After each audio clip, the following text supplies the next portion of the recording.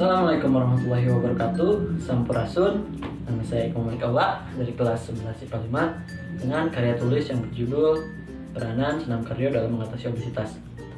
Oke, sebelum saya masuk ke pembahasannya, saya akan beritahu dulu apa saja yang menjadi poin pokok pembahasannya.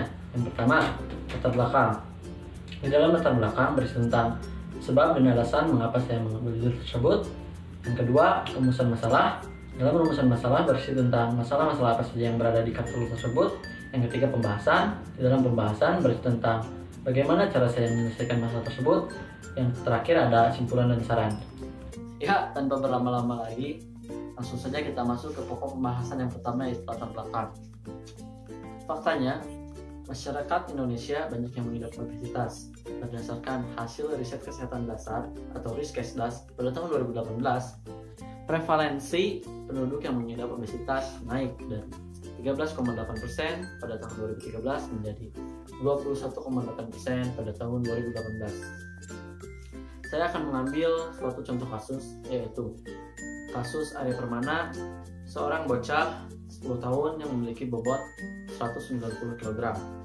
Tentu saja itu bukanlah hal yang wajar untuk anak di usianya. Menurut pengakuan orang tua Arya sehari mampu makan hingga 5 kali dan sering mengkonsumsi mie instan. Jika ia kesulitan untuk tidur, ia akan meminum minuman kemasan hingga 20 gelas. Pada saat ini, Arya sedang ditangani oleh tim medis dan orang tua Arya juga sudah membatasi Arya untuk makan. Dalam sehari, Arya hanya dapat makan 3 kali sehari. Jika ia masih merasa lapar, orang tuanya akan memberikan buah seperti buah pisang atau buah apel. Bisa 6 butir pisang dan 3 butir apel. Saya waktu kelas 10 baru pertama kali masuk SMA. Saya pernah gemuk ya, bukan obesitas. Oleh karena itu, saya melakukan diet dan olahraga karena saya merasa tidak percaya diri dan tidak nyaman badan, merasa berat gitu. Jadi saya melakukan olahraga dan diet. Olahraganya seperti lari, renang, bersepeda, push up, pull up, yang seperti itulah pokoknya. Alhasil saya dapat menurunkan berat badan saya sekitar 10 kg dan saya lumayan puas, walaupun tidak begitu puas karena hasilnya belum begitu maksimal. Tapi saya mensyukurilah. Jadi saya harap dengan melakukan membuat kartu seperti ini dapat memotivasi orang juga. Itulah mengapa saya tertarik untuk mengambil judul Peranan Senam Kardio dalam Mengatasi Obesitas. Mari kita ke pembahasan yang berikutnya, yaitu rumusan masalah. Berdasarkan latar belakang di atas, saya dapat membuat rumusan masalah sebagai berikut. Yang pertama, apa faktor-faktor penyebab obesitas? Yang kedua, bagaimana dampak obesitas bagi kesehatan? Yang ketiga, bagaimana senam kardio dapat mencegah obesitas? Lanjut ke pembahasan yang ketiga, yaitu pembahasan masalah faktor-faktor penyebab obesitas. Sebelum kita masuk ke faktor-faktor penyebab obesitas, alangkah baiknya kita mengetahui apa itu obesitas. Obesitas atau kegemukan merupakan penumpukan lemak yang terjadi dalam tubuh kita. Mengapa hal itu bisa terjadi? Hal itu bisa terjadi karena kita mengkonsumsi makanan yang mengandung lemak dan kalori yang melebihi jumlah kebutuhan kita sehari-hari. Baik, langsung saja kita masuk ke faktor-faktor penyebab obesitas. Yang pertama adalah gen. Genetik atau keturunan merupakan salah satu pemicu obesitas terbesar. Anak yang terlahir dari orang tua yang memiliki tubuh obesitas jauh lebih tinggi beresiko dibanding anak yang terlahir dari orang tua yang memiliki tubuh ideal. Menurut Journal of Clinical Investigation, orang yang membawa gen FTO cenderung jauh lebih banyak makan makanan berlemak dan memiliki kadar gula. Orang yang membawa gen FTO juga lebih sulit merasakan kenyang. Oleh sebab itu, orang yang mempunyai gen FTO jauh lebih tinggi berisiko obesitas. Tetapi, anak yang terlahir dari orang tua obesitas juga bisa memiliki tubuh yang ideal sesuai dengan pola hidup kita. Jika pola hidup kita sehat, maka tubuh kita juga akan sehat. Tetapi jika pola hidup kita berantakan, itu akan jauh lebih berisiko. Yang kedua adalah junk food atau makanan cepat saji. junk food atau makanan cepat saji, makanan tersebut memiliki kadar gula, lemak, minyak, garam yang sangat tinggi. Oleh sebab itu, orang yang sering makan makanan junk food tanpa disadari ia telah menumpuk banyak kalori, lemak di dalam tubuhnya. Hal tersebutlah yang dapat memicu obesitas lebih tinggi. Yang ketiga, mengkonsumsi obat-obatan. Obat-obatan dengan atau tanpa resep dokter dapat memicu obesitas. Contohnya antidepresan, obat diabetes, atau obat untuk mengurangi stres. Dikarenakan obat-obatan tersebut memiliki sifat yang mengubah pola otak dan juga pola hidup, maka kita akan lebih sering makan dan juga metabolisme tubuh kita akan lebih berkurang. Dan keempat, stres. Pada saat kita stres, kita cenderung akan lebih banyak mengkonsumsi makanan dan juga mengkonsumsi yang manis-manis, karena makanan manis dapat membuat kita lebih tenang dan mood kita lebih naik. Padahal makanan manis kan mengandung karbo. Jika terlalu banyak karbohidrat dalam tubuh, itu akan menjadi timbunan lemak. Dan juga makanan manis memicu kita untuk makan makanan jauh lebih banyak lagi. Oleh karena itu, makanan manis dapat membuat kita menjadi kegemukan atau obesitas. Yang kelima, malas bergerak. Di zaman yang serba online, udah serba canggih, pesan makanan online, pesan baju online, belanja online, semua online, itu membuat kita jadi lebih malas bergerak. Padahal jika kita aktif bergerak, aktif olahraga, itu akan membuat metabolisme di dalam tubuh kita meningkat, sehingga pembakaran kalori di dalam tubuh kita juga meningkat. Tetapi jika sebaliknya kita malas bergerak, pembakaran dalam tubuh kita itu akan menurun, metabolisme menurun, semua menurun.